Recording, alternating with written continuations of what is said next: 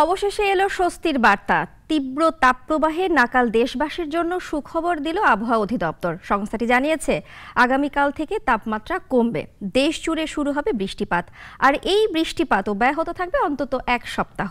বিস্তারিত জয়ন্ত কর্মকারের রিপোর্টে। গেল এপ্রিলে পুরোটা সময়ে দেশ জুড়ে ছিল তীব্র তাপপ্রবাহ। যশোরে গতকাল মৌসুমের সর্বোচ্চ তাপমাত্রা উঠেছিল 43.8 ডিগ্রি সেলসিয়াস। টানা তাপপ্রবাহে অতিষ্ঠ জনজীবন, যা আজও অব্যাহত থাকবে। তবে এর মাঝে স্বস্তির খবর জানালো আবহাওয়া অধিদপ্তর। সংস্থাটি জানিয়েছে আগামীকাল দেশের উত্তর ও উত্তর পূর্বাঞ্চলে হতে পারে বৃষ্টিপাত। আর পরবর্তী এক সপ্তাহ দমকা হাওয়া, ঝড়ো বাতাস ও বজ্রঝড় সহ বৃষ্টিপাতের সম্ভাবনা রয়েছে। এছাড়া দেশের বিভিন্ন স্থানে হতে পারে কালবৈশাখী ঝড়। এতে করে গরম কমে আসবে বলে জানিয়েছে আবহাওয়া অফিস। আগামীকাল থেকে তাপমাত্রা কমের দিকে চলে যাচ্ছে। দেশের কোথাও কোথাও বৃষ্টিপাত হবে। এখন বৃষ্টিপাত হলে কিন্তু সেই বৃষ্টিপাতের সাথে ঝড়ো বাতাস থাকে, দমকা বাতাস থাকে, কালবৈশাখী ঝড় হয়, বজ্রপাত হয় এবং শিলাবৃষ্টি হয়।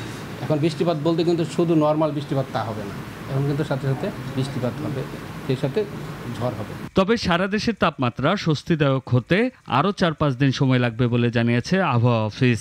এক সপ্তাহব্যাপী মোটামুটি বিক্ষিপ্তভাবে হলেও দেশে বিভিন্ন জায়গায় বৃষ্টিপাত চলে আসবে এবং তাপমাত্রা কমের দিকে চলে আসবে। আগামীকাল থেকে শুরু হবে পূর্ব এবং উত্তর পূর্ব অঞ্চল থেকে বৃষ্টিপাতের প্রবণতা শুরু হবে। আস্তে আস্তে বৃষ্টিপাতের প্রবণতা বাড়বে, সারা দেশে আস্তে আস্তে বিস্তার লাভ করবে।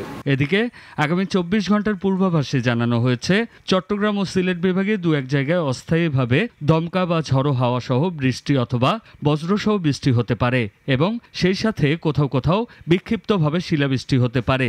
এছাড়া দেশের অন্যত্র অস্থায়ীভাবে আংশিক মেঘলা আকাশ সহ আবহাওয়া প্রধানত শুষ্ক থাকতে পারে। জয়ন্ত কর্মকার, নাগরিক, ঢাকা। একমাত্র ওয়ালটন এসি দিচ্ছে 1 বছরের রিপ্লেসমেন্ট গ্যারান্টি।